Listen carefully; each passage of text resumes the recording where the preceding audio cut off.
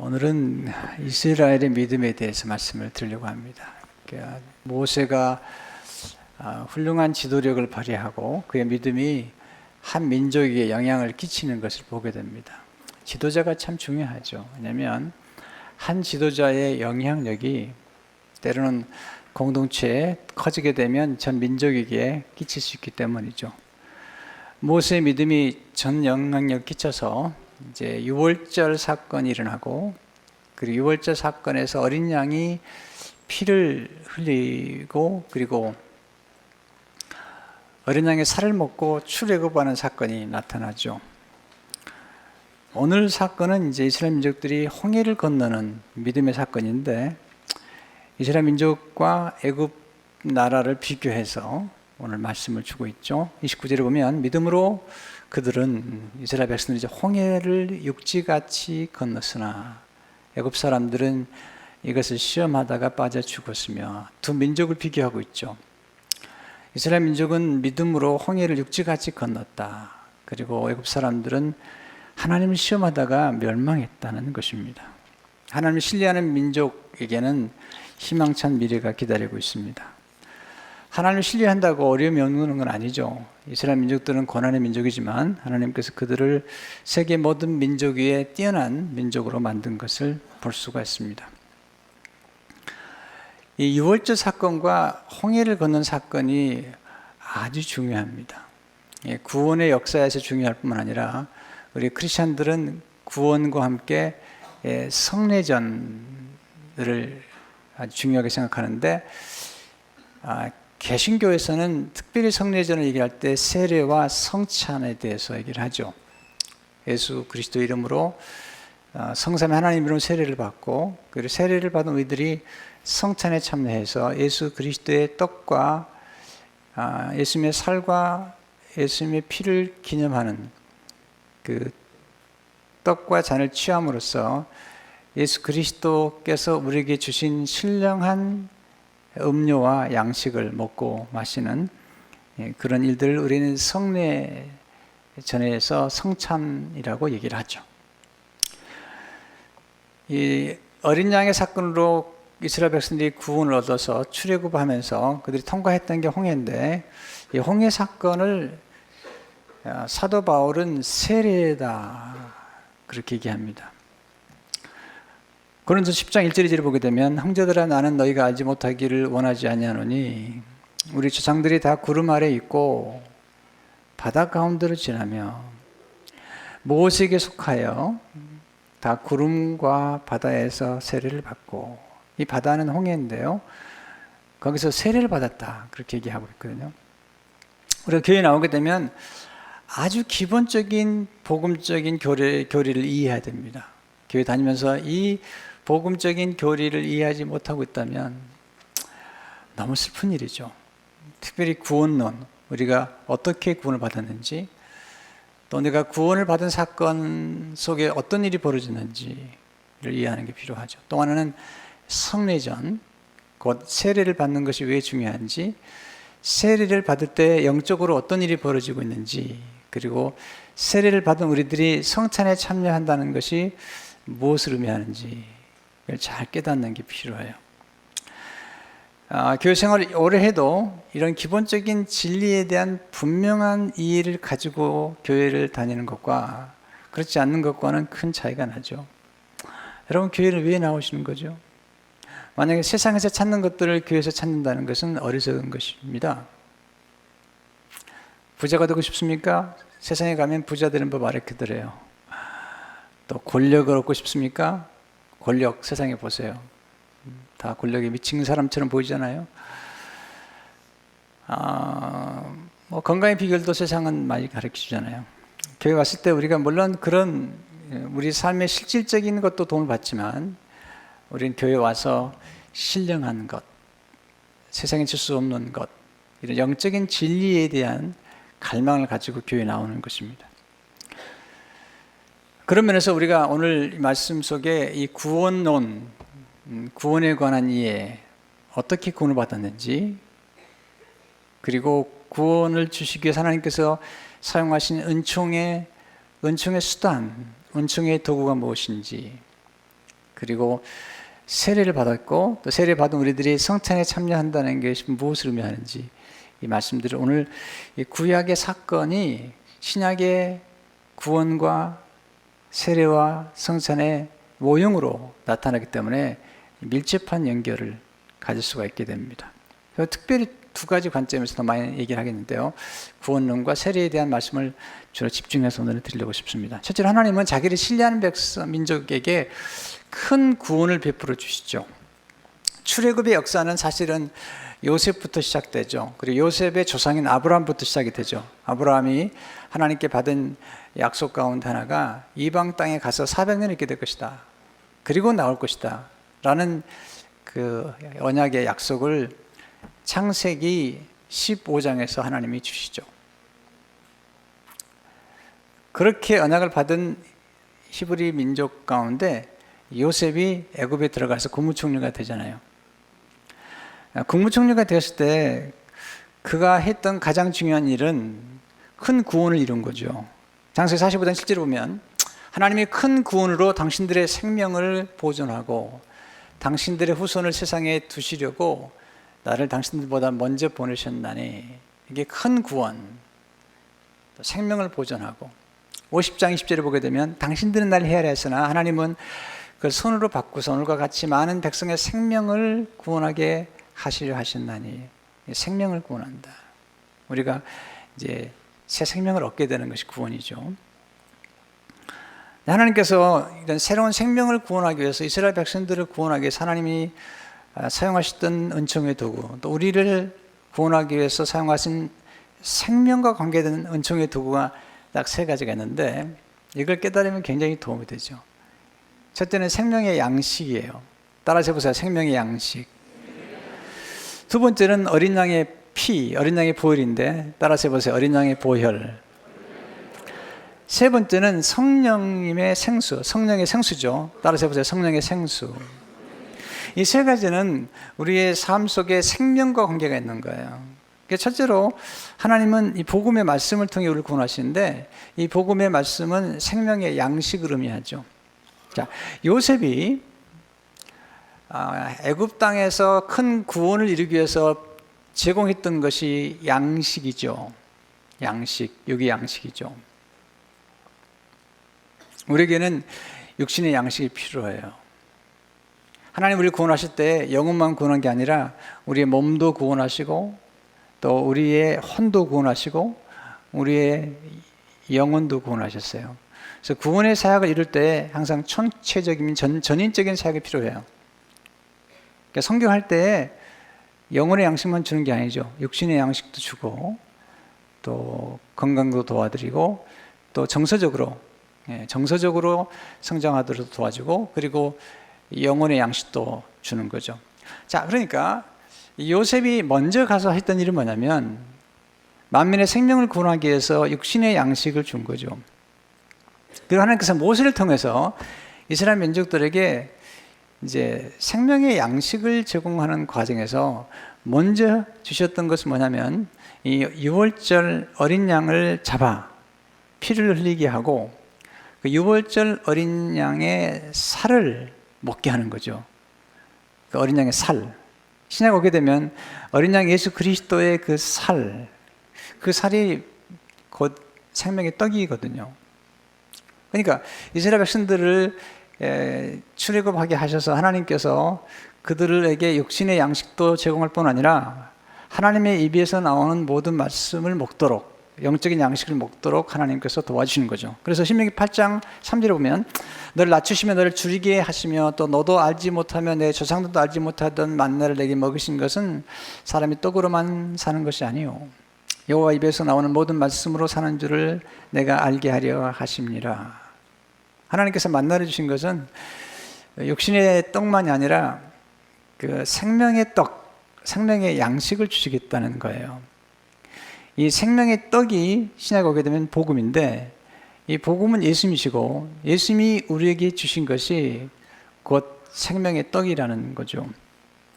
살아있는 떡이라는 거죠. 그래서 로마서 1장 16절을 보면 내가 복음을 부끄러워하지 아니하노니 이 복음 모든 믿는 자에게 구원을 주신 하나님 능력이 됨이라. 먼저는 유대인에게노 그리고 헬라인에게로다. 복음은 모든 민자에게 구원을 주시는 하나님의 능력이다. 이 복음이 누구죠? 무엇이죠? 복음은 성경의 예수님이시다. 그 예수님이 우리에게 생명의 떡을 주시는데 하늘에서 내려온 생명의 떡을 주시기 위해서 우리에게 오셨다는 거죠. 요한복음 1장 33절을 보면 하나님의 떡은 하늘에서 내려 세상에 생명을 주는 것이니라. 하나님의 떡은 하늘에서 내려옵니다. 근데 그 하늘의 떡, 생명의 떡이 누구냐? 요한복음 1장 35절에 보면 예수께서 이르시되 나는 생명의 떡이니 내게 오는 자는 결코 주리지 아니할 터요 나를 믿는 자는 영원히 목마르지 아니하리라. 그리고 6장 50절에 보면 나는 하늘에서 내려온 살아있는 떡이니 사람이 이 떡을 먹으면 영생하리라. 내가 줄 떡은 곧 세상의 생명을 위한 내 살이니라 하시니라. 그러니까 어린 양이 희생을 당하면서 피를 흘리고 그리고 그 살을 먹고 이스라엘 민족들이 출애굽한 것처럼 예수님께서 이 땅에 오셔서 어린 양이 되셔서 예수님 자신의 살을 우리에게 주셨다는 거죠. 그것이 생명의 떡이다 사실입니다.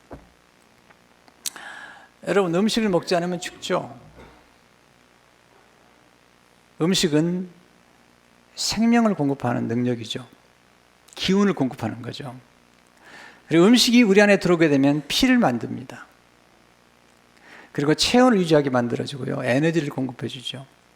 그래서 음식이 중요한 것처럼 육신의 음식이 우리 몸에 생명을 공급하는 것처럼 영의 양식인 하나님의 말씀이 예수 그리스도의 생명의 떡이신 예수 그리스도의 살이 우리가 그걸 취할 때에 영의 생명을 얻게 된다는 거죠. 두 번째는 하나님은 어린 양의 피를 통해 우리를 사단의 권세로부터 구원하시죠. 그래서 히브리 11장 18절 지난번에 보았던 말씀이죠. 믿음으로 유월절과 피 뿌리는 예식을 정하였으니 이 피 뿌리는 예식은 뭐냐면 예수 그리스도의 피가 예표된 어린 양의 피를 의미하죠. 자, 그러면 왜 하나님께서 피를 통해서 우리를 구원하시는가? 피가 생명이기 때문이죠. 레위기 17장 11절을 보면 그냥 들으세요. 육체의 생명은 피에 있음이라. 우리의 생명은 피에 있어요. 여러분, 피가 없으면 죽어요. 이번에 우리 지대현 장로님이 그 심장 수술을 하셨는데 아주 큰 수술을 하셨어요. 그 수술하는 과정에서 피가 많이 필요해서 600 정도의 피를 이렇게 받으셨다고 그러더라고요. 또 제 권사에 한 분은 지금 이제 투병을 하고 계시는데 한 2주에 한 번씩 피를 받아야 돼요. 피가 없으면 죽어요. 피는 곧 생명이에요. 그래서 피가 죄를 속한다고 레위기 17장 11절을 말씀하고 있죠. 그래서 우리를 구원하는, 우리가 생명을 얻기 위해서는 생명을 공급받아야 되는데 우리가 육신의 생명을 얻기 위해서도 곡식이나 채소 같은 생명을 공급받아요. 고기나. 육신의 생명을 위해서도 우리가 육신의 생명을 얻기 위해서 음식을 먹을 때 우리 때문에 그 음식이 죽는 거예요. 우리를 대신해서 우리 때문에 그 음식이 희생을 당하는 거예요. 그와 같이 영의 양식을 주실 때도 예수님께서 십자가에서 예수님 몸을 주셨다는 거고, 그리고 피가 우리의 생명인데 예수 그리스도께 십자가에서 죽으시면서 피를 주심으로 피가 우리를 속했고 대신 십자가에 죽으심으로 피값을 지불하고 우리를 사서 자유케 하시고 마귀로부터, 죽음으로부터 우리를 건져내셨다는 거죠. 그래서 베드로전서 1장 18절 19절에 보면 너희가 알거니와 너희 조상이 물려준 헛된 행실에서 대속함을 받은 것은 은이나 금같이 없어질 것으로 된 것이 아니요 오직 흠없고 점없는 어린 양 같은 그리스도의 보배로운 피로 된 것입니다. 이 사실을 이해하는 게 굉장히 중요해요. 왜냐하면 우리가 구원을 받았는데 구원의 사건 가운데 구원을 이루시는 하나님의 은총의 그 수단으로 어떤 것들이 이루어지고 있는가를 알아야 되는데 예수님의 피가 아니면 우리가 구원받을 수 없고 예수님의 피가 아니면 우리의 죄가 사함받을 수 없는 거예요. 여러분 아는 것처럼 죄와 사탄과 마귀는 아주 무서운 파워를 가지고 역사하는 거예요. 죄와 사탄과 사망, 여러분 사망을 이길 사람이 없었던 거예요, 이 땅에서. 누가 사망을 이겨요? 누가 죽음 앞에 그 죽음을 이길 수가 있어요? 오직 예수 그리스도만이 십자가에 죽으시고 부활하심으로 이기신 거거든요. 그러니까 우리가 이 땅에서 구원받으려면 세상이 우리를 무섭게 만들고 공격하는 죄와 사망과 마귀보다 더 강한 능력이 필요한데, 더 풍성한 능력이 필요한데, 그 능력은 예수 그리스도의 보혈이라는 거죠. 그래서 마귀를 이기고 옛뱀을 이긴 건 피밖에 없다는 거죠. 요한계시록 12장 11절에 보니까 또 우리 형제들이 어린 양의 피와 자기들이 증거하는 말씀으로써 그를 이겼으니 그는 죽기까지 자기들의 생명을 아끼지 아니하였도다. 그를 이겼다. 옛뱀을 이긴 거죠. 자, 보세요. 육신에도 수술하거나 그럴 때 우리의 피가 부족하면 다른 사람의 피를 수혈을 받아야 돼요. 옛날에는 피를 수혈받을 수 있는 그런 의학적인 도움이 없었기 때문에 욕창이 나거나 창을 맞아서 피를 많이 흘리면 그냥 죽어요. 근데 지금은 의술이 발달해서 다른 사람의 피를 수혈받아 사는 거죠. 우리 지장로님이 수술을 끝나고 뵀더니 벌써 26팩 정도의 피를 맞았기 때문에 장로님 몸에 있는 피는 하나도 장로님 게 아니래요. 남의 건 거예요. 물론 이제 나중에 이제 본인의 피가 생기지만, 자, 그런 것처럼 우리 영혼이 생명을 얻으려면 우리 피만 가지고 안 되는 거예요. 예수 그리스도께서 십자가에 흘리신 그 피가 우리 안에 들어와서 역사할 때에 우리의 생명이 힘을 얻게 되고, 마귀가 두려워하고, 네, 죽음마저도 두 손을 든 그 생명의 강한 능력이 우리에게 필요한데, 그 능력은 예수 그리스도의 피밖에 없다는 거예요. 그 피로 우리가 넉넉히 이길 수 있다는 거예요. 로마서 8장 37절 보면, 그러나 이 모든 일에 우리를 사랑하시는 말미암아 우리가 넉넉히 이기느니라. 세 번째, 하나님은 성령님을 통해서 우리를 구원하신다는 거죠. 자, 곡식이 생명을 준다면, 양식이, 또 하나는 피가 생명을 준다면, 또 하나는 물이 생명을 주는 거예요. 그래서 우리가 거듭날 때 물과 성령으로 거듭나는 거죠. 요한복음 3장 5절에 보니까 예수께서 대답하시되 진실로 진실로 이르노니 사람이 물과 성령으로 나지 않으면 하나님 나라에 들어갈 수 없느니라.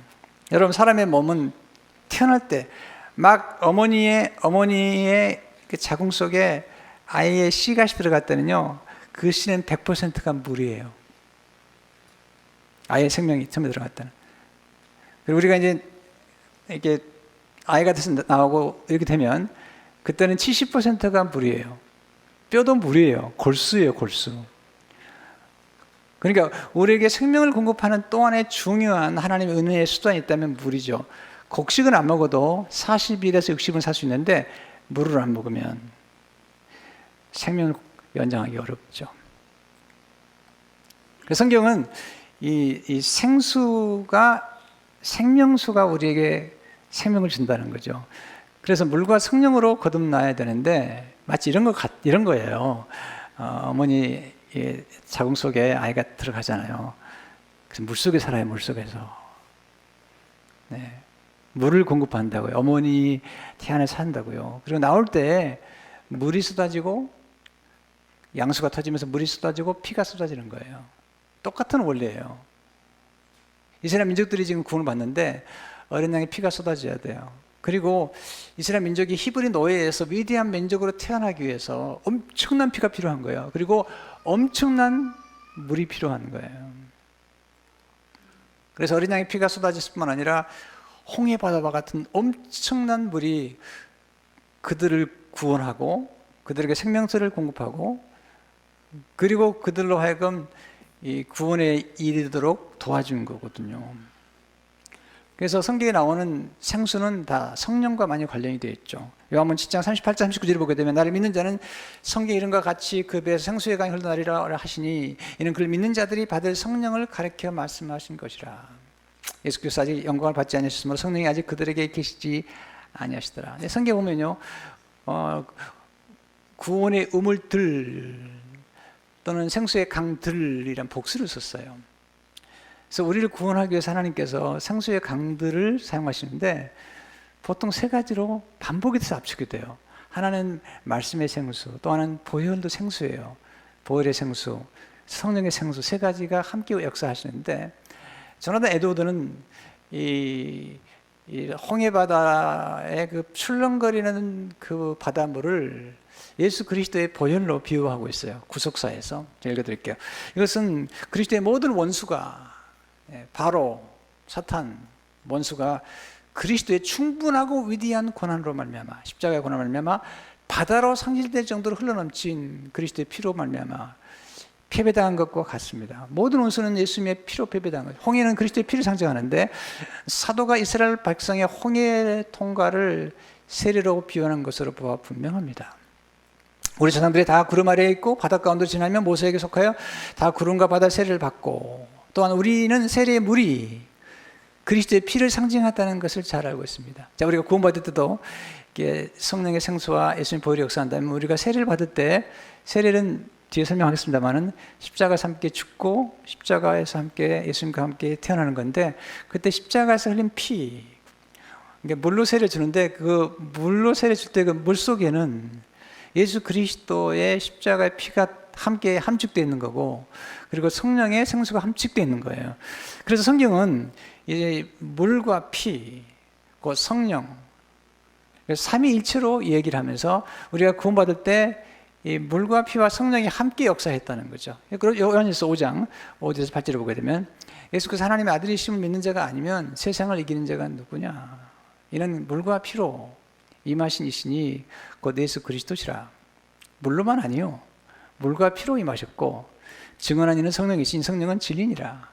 증언한 이가 셋이니 성령과 물과 피라. 또한 이 셋은 합하여 하나이니라. 자, 보세요. 우리가 생명을 공급해주는 것은 양식이라고 그랬죠? 생명의 양식. 생명의 양식 속에 예수 그리스도의 어린 양의 살, 그 생명의 떡이 들어있고요. 또 하나는 제가 피라고 그랬죠. 예수 그리스도께서 십자가에서 돌아가시면서 흘린 피, 그 피가 우리에게 생명을 주고요. 또 하나는 물이에요. 예수 몸에서 물이 쏟아졌는데, 그 성령의 생수름이에요. 이 성전으로서부터 생수가 나오는데, 그 생수가 죽은 바다를 살리고 죽어가는 고기들을 소생시키거든요. 교회 와서 여러분들이 이 구원의 메시지를 들으면서 이 세 가지의 생수를 늘 경험해야 되는데, 말씀의 생수와 보혈의 생수와 성령의 생수가 함께 역사함으로 우리가 구원에 이르게 되는 거예요. 그래서 놀라운 진리뿐만 아니라 여러분 교회 와서 반드시 알아야 될 구원의 진리고, 이 구원의 진리에 대한 정확한 이해와 그리고 이 진리를 설명할 수 있을 만큼 여러분들이 깨닫고 있어야 돼요. 여러분이 구원받는 역사가 그냥 이루어진 게 아닙니다. 여러분, 우리가 어머니 몸에서 태어나잖아요. 태어나서 성장하는 과정에서 우리는 어떻게 태어나는지 잘 몰라요. 그리고 그 어머니께 받은 은혜를 모른단 말입니다. 나중에 커서 결혼해가지고 자녀를 잉태하고 출산하면서 깨닫는 거죠. 우리 어머니가 나를 낳기 위해서 이렇게 아팠구나. 10개월 동안 이렇게 아팠구나. 그리고 피를 쏟아주시고 그리고 물을 쏟아주셨구나. 늦게 깨닫는 것처럼 우리가 예수 믿고 구원 받았어요. 구원 받은 우리들이 이제야 깨닫는 겁니다. 아, 내가 구원 받는 이 놀라운 사실이 그냥 된 게 아니구나. 예수 그리스도 십자가에 죽으심으로 그 찢기신 살과 흘리신 피와 쏟아주신 그 성령의 생수로 말미암아서 내가 구원을 받았구나. 그 보혈로 내가 용서를 받았구나 라는 사실을 깨닫는 거죠. 두 번째는 하나님은 자기를 신뢰하는 민족을 위대한 민족으로 새롭게 태어나게 하셨는데, 이것을 세례라고 얘기하잖아요. 세례는 아주 중요한 거죠. 왜냐하면 예수님도 세례를 받으셨으니까. 세례는 예수 믿는 사람들이 예수를 믿는다는 사실을 공적으로 증거하는 거잖아요. 예수님도 세례를 받으셨어요. 세례 요한이 나는 물로 세례 주지만 예수님은 성령으로, 불과 성령으로 세례 줄 거라고 말씀하셨어요. 그래서 홍해 바다를 지나가는 것은, 이것은 성령으로 의미하죠. 자, 고린도서 10장 1절을 다시 보면, 형제들아 나는 너희가 알지 못하기를 원하지 아니하노니 우리 조상들이 다 구름 아래에 있고, 이 구름은 하나님의 임재를 상징하는 거예요. 바다 가운데를 지나며, 바다는 홍해예요. 모세에게 속하여 다 구름과 바다에서 세례를 받고, 세례를 받았다는 거죠. 자, 그렇다면 홍해 바다를 건너서 세례를 받은 사건이 무슨 의미를 주는 걸까? 또 우리가 세례를 받은 건 뭘 의미할까? 첫째, 세례란 그리스도와 함께 죽고 그와 함께 새롭게 태어나는 것을 의미하죠. 여러분 그냥 쉽게 세례를 받는데 이 세례는 엄청난 사건이 이루어지고 있는 거예요. 로마서 6장 3절 4절을 보니까 무릇 그리스도 합하여 세례를 받은 우리는 그의 죽으심과 합하여 세례를 받은 줄 알지 못하느냐. 그러므로 우리가 그의 죽으심과 합하여 세례를 받음으로 그와 함께 장사되었나니 이는 아버지의 영광으로 말미암아 그리스도를 죽은 자 가운데 살리심과 같이 우리를 또한 새 생명 가운데 생하게 하려 함이라. 세례를 받음으로 예수님과 함께 십자가에 죽었어요. 그때 예수님 흘리신 피, 그 피와 함께 우리도 죽었어요. 그리고 예수님 부활하시면서 그 성령의 능력으로, 그 우리를 소생시키는 성령의 생수의 능력으로 우리가 새 생명을 얻게 됐다는 거죠. 새로운 사람이 되었다는 거예요. 그러면서 우리는 이제 새로운 음식을 먹기 시작하죠. 신령한 음식을요. 이게 이제 홍해가 갈라진 사건에서 이루어지는 사건인데 이스라엘 백성은 홍해를 통해서 세례를 받음으로 새로운 민족으로 태어나는 거예요. 히브리 민족에서 위대한 민족으로 본어게인 하는 거예요. 새롭게 태어나는 거예요. 모세에 속했다는 말은 뭐냐면 하나님께 속했다는 거죠. 그래서 홍해바다를 건너면서 그들은 세례를 받은 거예요. 원래 세례란 흘러가는 물에서 받는데 우리는 지금 약식으로 받지만 물속에 들어가면 옛사람이 죽는 거예요. 십자가에서 그리스도와 함께 나올 때 예수 그리스도와 함께 새롭게 부활하고 새로운 생명이 돼서 나오는 거예요. 완전히 새로운 사람이 되는 거죠. 이게 신비가 뭐냐면 어제 우리 청년이 결혼했어요. 똑같은 사람인데 결혼하니까 신랑이라고 그래요. 신부라고 그래요. 새롭다는 거예요. 우리가 똑같은 사람이에요. 근데 예수 믿고 세례받고 나니까 우리가 새 생명을 받았고 새로운 하나님의 자녀가 되었다는 거예요. 새로운 신분을 얻게 됐다는 거예요. 이스라엘 백성도 마찬가지예요. 세례를 받고 지나가면서 똑같은 히브리 노예였다니까요. 히브리 노예였는데 그들이 제사장 나라가 되었고 위대한 민족으로 새롭게 태어나는 거죠. 그리고 나서 그들이 먹은 게 뭐냐면 신령한 음식이에요. 그래서 10장 2절의 사절을 보니까 모세에게 속하여 다 구름과 바다에서 세례를 받고 다 같은 신령한 음식을 먹으며 다 같은 신령한 음료를 마셨으니 이는 그들을 따른 신령한 반석으로부터 마셨음에 그 반석은 곧 그리스도시라. 자, 애굽에서는 그들이 먹었던 것은 애굽의 나일강의 물이었어요. 그리고 애굽의 양식이었어요. 그 히브리 노예로 살면서. 근데 광야에 오니까 새로운 신령한 음식을 먹게 되는데 하늘에서 내려오는 만나예요. 성경은 이 만나가 생명의 떡이신 예수님이시다. 그리고 반석에서 물을 주셨어요. 그건 신령한 음료예요. 자, 그러니까 세례를 받은 사람들이 새로운 음식을 접하게 되는데 이것이 그리스도인들에겐 성찬이라고 얘기해요. 왜냐하면 신약에 가서 예수님께서 하늘의 만나와 같은 생명의 떡을 주셨고 그게 예수님의 몸이라는 거예요. 예수님의 살이라는 거예요. 그리고 예수님께서 우리들에게 피를 주셨죠. 그것을 신령한 음료라는 거죠. 그러니까 사도 바울은 이스라엘인들이 광야에 들어와가지고 홍해를 거쳐 광야에 나오면서 세례를 받은 그들이 나와서 새로운 음식을 먹게 되는데 그것은 하늘의 만나, 신령한 양식이고 반석에서 쏟아나오는 생수를 먹었는데 그것은 신령한 음료다. 신약 후에 되면 예수님은 생명의 떡, 하늘에서는 생명의 떡이고 예수님은 반석이신데 그 반석이 깨어지심으로 십자가에서 우리에게 생수를 주셨고 예수님께서 우리에게 주신 그 보혈과 생수가 신령한 음료가 되었다. 그 말을 요한복음 6장 54절 55절에서 말씀하고 있는 거죠. 내 살을 먹고 내 피를 마시는 자는 영생을 가졌고 마지막 날에 내가 그를 다시 살리리니 내 살은 참된 양식이요 내 피는 참된 음료로다. 여러분 교회 와서 세례를 받고 성찬에 참여한다는 것은 이런 뜻을 가지고 있는 거예요. 이거 엄청난 사건인 거예요. 이런 사건 속에서 우리는 새로운 생명을 얻게 되었고 새로운 이름, 그리스도인이라는 새로운 이름을 얻게 되었고 그리고 새로운 영, 성령을 받게 되었고 새로운 피를 받게 되었어요. 다시 말하면 혈통이 바뀐 거예요. 여러분은 예수님의 혈통을 얻게 됐기 때문에 다 여러분은 명문 거예요. 아멘이 너무 작아요. 네. 두 번째 세례라는 그리스도와 연합하여 그리스도 한 몸이 된 걸 의미하죠. 연합했다는 거죠. 로마서 6장 5절을 보니까 만일 우리가 그의 죽으심과 같은 모양으로 연합한 자가 되었으면 또한 그의 부활과 같은 모양으로 연합한 자가 되리라. 연합이라는 게 뭐죠? 하나가 되는 거예요. 그러면 내가 누가 연합하면 그 사람과 하나가 되는 하면서 상대방의 모든 것을 공급받는다는 거예요. 이것을 접붙임에 비유했어요. 로마 11장 17절 보면 또한 가지 얼마가 꺾였는데 돌감람나무인 내가 그들 중에 접붙임이 되어, 이 가지가 있는데요. 원래 돌감나무인데 창감람나무와 접붙임이 되어 창감람나무 뿌리의 진액을 함께 받는 자가 되었은즉. 자, 어떤 배가 맛이 없어요. 너무 떨어워요. 그래서 아주 맛있는 배와 맛있는 배를 만들어낸 열매를 맺는 나무와 접붙임을 한 거죠.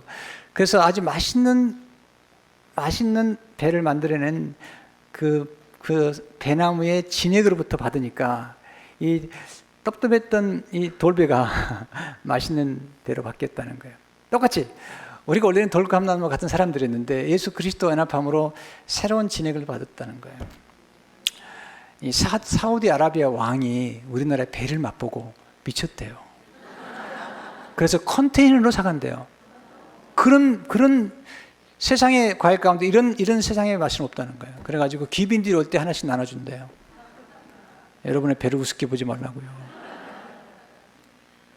원래 우리는 돌감나무 같은 사람들인데 예수 그리스도 참 감람나무이신 예수님과 연합함으로 우리가 하나가 되었다. 그리함으로 놀라운 은혜가 우리에게 공급이 된다는 거죠. 이스라엘 백성들은 홍해를 통해서 세례를 받으면 하나님과 연합하는 민족이 되었어요. 그래서 하나님과 연합함으로 하나님 주신 모든 공급한 것을 받은 거예요. 여러분, 사람에게 도움을 청하지 마세요. 그건 어리석은 거예요.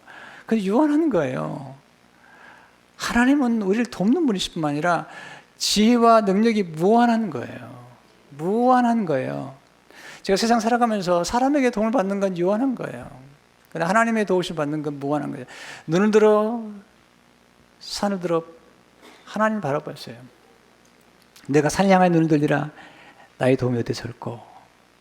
나의 도움이 천지를 지신 여호와께로 말하느니라.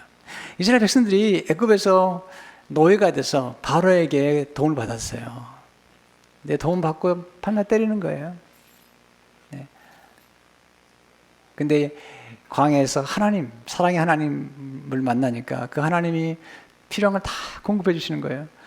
홍해바다를 열어주는 거예요. 이 사실을 느헤미야 9장 11절을 보니까 또 주께서 우리 조상들 앞에서 바다를 갈라지게 하사 그들이 바다 가운데를 육지같이 통과하게 하시고 쫓아오는 자들을 돌을 큰 물에 던진 같이 깊은 물에 던지시고 하나님이 하신 거죠. 9장 19절 20절을 보니까 주께서는 주의 크신 긍휼로 그들을 광야에 버리지 아니하시고 낮에는 구름기둥이 그들에게서 떠나지 아니하고 길을 인도하며 밤에는 불기둥이 그들의 갈 길을 비추게 하셨으며 또 주의 선한 영을 주사 그들을 가르치시며 주의 만나가 그들의 입에서 끊어지지 않게 하시고 그들의 목마름을 인하여 그들에게 물을 주어. 와우, 하나님 공급하시는 거죠. 느헤미야 9장 20절을 보니까 40년 동안 들에서 기르실 때 부족함이 없게 하심으로 그 옷이 헤어지지 아니하였고 발이 부르트지 아니하였사오며. 하나님 우리와 함께 하시는 거예요. 하나님 여러분 함께 하시기 때문에 여러분의 평생 동안 필요한 것들을 채울 줄 믿습니다. 하나님 도와준다고 갑자기 큰 집에 사는 얘기는 아니에요. 네. 이스라엘 백성들이 광야에서 살면서 큰 집에 산 건 아니잖아요. 그러나 하나님께서 필요한 것을 넉넉하게 공급해 주셨어요. 40년 동안.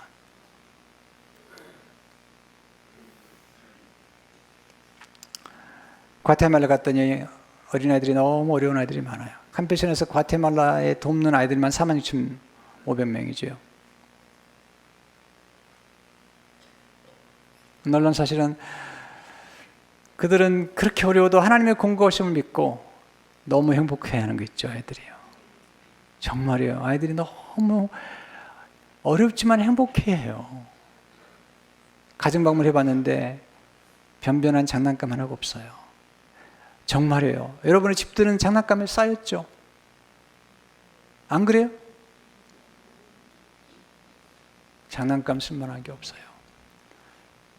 축구공을 방문할 때마다 그 센터에 갖다 주는데 얼마나 좋아하는지 몰라요. 그리고 아이들이 행복할 뿐만 아니라 내일 걱정을 하지 않아요. 왜? 공급해 주는 걸 알기 때문에. 근데 요즘 한국 어린애들 보면 너무 불만이 많아요. 만족을 몰라요. 상상을 초월한 일이에요. 여러분, 왜 여러분 성교 나가셔야 됩니까? 가서 보셔야 돼요. 아이들 데려가세요. 갔다 오면요, 한 몇 달 동안은 불평 안 할 겁니다.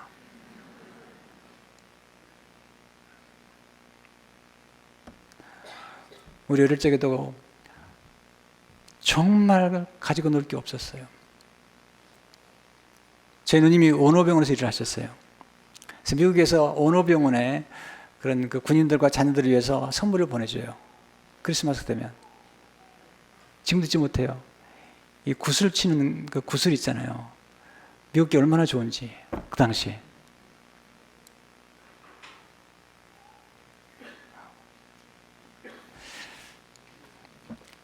성도 여러분, 하나님이 여러분의 생애를 인도하실 걸 믿으세요. 지금까지 인도하셨잖아요. 앞으로도 인도하실 걸 믿으세요. 이게 장래의 은혜에 대한 감격이 있는 거죠, 여기에. 여러분, 참된 믿음은 하나님이 하신 일을 보고 믿는 거죠. 홍해바다 엄청난 어려움이에요. 근데 모세가 뭐라고 얘기하죠? 두려워하지 말라. 하나님 하시는 걸 보라. 하나님이 대신 싸워주실 것이다. 하나님이 홍해바다에 길 열어주시잖아요. 하나님 의지하니까, 하나님 앞에 무릎 꿇으니까. 다니엘이 사자굴 앞에 들어가야 돼요. 근데 하나님 앞에 무릎 꿇잖아요. 사람 앞에 무릎 꿇지 않아요. 사람에게 가서 구하지 않아요. 하나님 앞에 무릎 꿇었더니 하나님께서 사자굴에 들어가 보니까 하나님이 사자들 입을 막아놓으신 거죠. 모세가 얘기하죠. 하나님 봐라. 하나님 의지하라는 거예요. 그때 하나님께서 모세가 손을 내니까 밤새 큰 동풍 불어가지고 출애굽기 14장 20절 보니까 모세가 바다 위로 손을 내밀며 여호와께서 큰 동풍이 밤새도록 바닷물을 물러가게 하시니 물이 갈라져 바다가 마른 땅이 된지라. 여러분, 하나님께서 역사하니까 홍해바다가 갈라지는데 300만 명이 된 사람이 지나가다 보면은 그 갈대 숲이요, 갈대 뻘 같은 게 많을 거 아니에요. 그것을 마른 땅에 되게 하다 보니까 큰 동풍으로 밤새 부르신 거죠. 마른 땅에 하셔가지고 그러게 하는 거죠. 그리고 애굽 사람들을 거기서 다 죽여요. 하나님 진멸시킴으로 애굽의 종집을 짓게 만드는 거죠. 왜냐하면 홍해바다가 아니었으면 하나님의 그런 큰 능력을 볼 수 없는 거예요. 우리 가끔 하나님께서 홍해바다 같은 경험하게 하신 이유가 뭐죠? 여러분, 그런 어려움을 겪을 때 낭비하지 마세요, 인생을요. 그때 하나님은 전투를 하면서 하나님의 어떻게 큰 능력을 역사하는 걸 보게 하는 거죠. 하나님도 하시고 그냥 그리고 지나가는 거예요. 어떻게 보면 하나님 믿는 게 쉬워요. 우리 힘으로 하나니까 어려운 거예요. 하나님을 전적으로 의지하고 정말 의지하고 하나님 바라보면 하나님께서 지시하시죠. 이제는 걸어가라. 저기 14장 15절에 보니까 여호와께서 모세에게 이르시되 너는 어찌하여 내게 부르짖느냐. 이제 그만 기도하고 이스라엘 자손에게 명령 앞으로 나가게 하고 22절에 보니까 이스라엘 자손이 바다 가운데를 육지로 걸어가고 물은 그들의 좌우에 벽이 되니 와. 30절에 보니까 그날에 여호와께서 같이 이스라엘을 애굽 사람의 손에서 구원하심에 이스라엘이 바닷가에서 애굽 사람들이 죽어 있는 것을 보았더라. 홍해바다에서 놀라운 역사. 그리고 31절에 보세요. 이스라엘 여호와께서 애굽 사람들에게 행하신 그 큰 능력을 보았으므로 백성이 여호와를 경외하며 여호와와 그의 종 모세를 믿었더라. 하나님이 왜 우리를 가끔 홍해바다 앞에 서게 할까요? 저도 홍해바다를 여러 번 건널 수밖에 없었던 시련과 역경이 있었어요. 내 힘으로 아무것도 할 수 없을 때 하나님을 바라보고 의지했을 때 하나님이 길을 열어주시고 그리고 거기서 하나님의 큰 능력을 보게 됐어요. 예수 닮는 게 뭘까요? 하나님 의지하는 거예요. 한번 제대로 예수님 우리가 어떻게 해야 주의 일을 하오리까?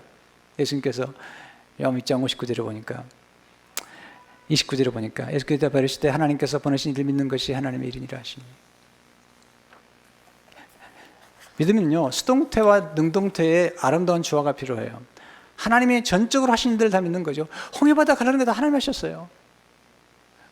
네. 반석에서 물을 하나님 하신 거예요. 만날이 하나님 하신 거예요. 그걸 믿는 거죠. 믿고 나아가는 거죠. 그런데 홍해바다를 건너는 건 우리가 건너야 돼요. 근데 가르는 거 하나님 하시는 거죠.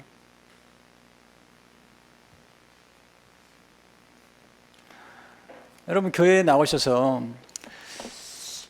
이 진리를 깨달으셔야 돼요. 그리고 여러분 안에서 역사하고 있는 이런 영적인 하나님의 능력을 알아셔야 돼요. 구원을 이루기 위해서 하나님이 생명의 양식을 주셨어요. 양식이 우리에게 생명을 주는 거예요. 우리에게 생명을 주기 위해서 대신 곡식이 죽고 채소가 죽어야 돼요. 저는 예수님이 대신 죽으신 거예요. 우리 생명을. 또 피도 마찬가지죠. 피가 생명을 주는데 우리 피가 안 되니까 다른 사람 피가 필요한 거예요. 예수 그리스도의 피가 필요한. 생수도 우리가 스스로 만들지 못해요. 생수를 우리가 스스로 만들지 못해요. 물이 너무 중요한 거죠. 밖에서 마셔야 돼요. 성령의 생수를 마셔야 돼요. 구원의 역사죠. 그리고 물속에 들어가서 세례받고 나오는 것이 뭐냐면 이것이 성부와 성자와 성령을 세례를 줄 때 예수님과 함께 십자가에 죽고 그때 예수님의 피가 쏟아지고 그리고 새롭게 태어날 때 성령이 역사한 것처럼 놀라운 역사가 나타나고 그리스도 연합함으로 하나가 될 뿐만 아니라 그리고 나서는 우리가 신령한 양식을 먹게 되는 거죠. 이것이 하나님의 말씀이에요. 여러분 예수 믿고 나서 정말 구원받고 정말 세례받은 사람이라면 여러분 안에요 이전에 없었던 새로운 입맛이 생겨요. 여러분 여인이 아이를 낳게 되면요 새로운 입맛을 느낍니다. 갑자기 냉이국 끓여달라고 그러고요. 예수 믿고 정말 예수님의 생명이 우리 안에 들어오게 되면 우리가 신령한 양식을 사모하게 되죠. 그것이 하나님의 말씀이에요. 말씀을 읽고 싶어 해요. 그리고 말씀을 배우고 싶어 해요. 그리고 성령의 은사를 체험하고 싶어 해요. 자, 이제 이런 놀라운 축복을 우리가 받잖아요. 히브리 민족이 받은 다음에 축복된 나라가 됐어요. 지금도요, 미국이 엄청나게 많은 도네이션 하는데 그 도네이션 한 가운데 40% 이상은 유대인들이 한대요. 우리 민족이 옛날에 도움을 받았지만 지금은 수많은 나라를 도와주는 나라가 됐어요. 왜? 하나님을 축복하셨기 때문에.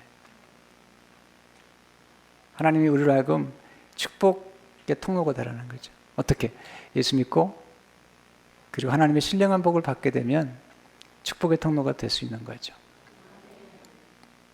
이 오늘 구원론과 이 성례론, 세례와 성찬의 은혜를 깊이 깨닫고 여러분 이제는 변화된 새로운 변화가 되었다니까요. 여러분 신분이 바뀌었어요. 여러분의 손에 천국 열쇠가 저기 주어져 있는 거죠. 이번에 과테말라 갔더니 거기가 캐톨릭 원래 스페인이 정복해가지고 캐톨릭이 성했던 나라 중에 하나인데요. 베드로의 동상이 있더라고요. 베드로의 동상이 이태리도 가면 마찬가지인데 옷을 입혀놓고요. 꼭 보면요 열쇠가 2개가 있어요.